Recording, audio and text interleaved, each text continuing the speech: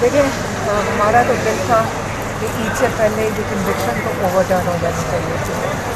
اتنا ٹھیک ہے، اتنا لمبا کھینچ رہے ہیں، وہ سمجھیں کہ تسلی سے کر لیں. ججز تو یہی کہہ رہے تھے آج تک تسلی سے کر لیں.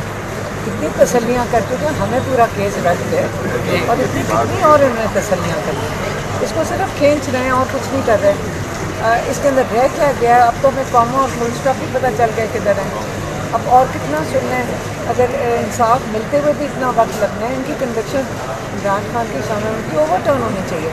کہ اب جتنا ہم سنتے جا رہے ہیں ہمیں کیا اب سب کو سمجھ آ رہی ہے کہ اب ہائی کورٹ میں آ گیا اور ٹرائل کورٹ سے نکل گیا، سب کو سمجھ آ رہی ہے اس میں ہے ہی کچھ نہیں. اور ایسے انہوں نے دلائل آج سلمان صفدر نے جو پیش کیے ہیں اس کے اندر تو اگر میں جج ہوں نہیں، لیکن اگر میں جج ہوتی تو ابھی بلکہ معافی مانگ کے شرمندگی میں کہتی پلیز ان کی ایک ایکس پرائم منسٹر اور ایک ایکس فارن منسٹر کو آپ نے جو جیل میں ڈالا ہوا ہے، سالٹری کنفائنمنٹ میں ڈالا ہوا ہے، ہم ان سے معافی بھی مانگتے ہیں اور ان کو تو میں کہنا کمپنسیشن ملنی چاہیے کہ جو یہ کیس جو یہ آج ہائی کورٹ والے ججز سن رہے تھے.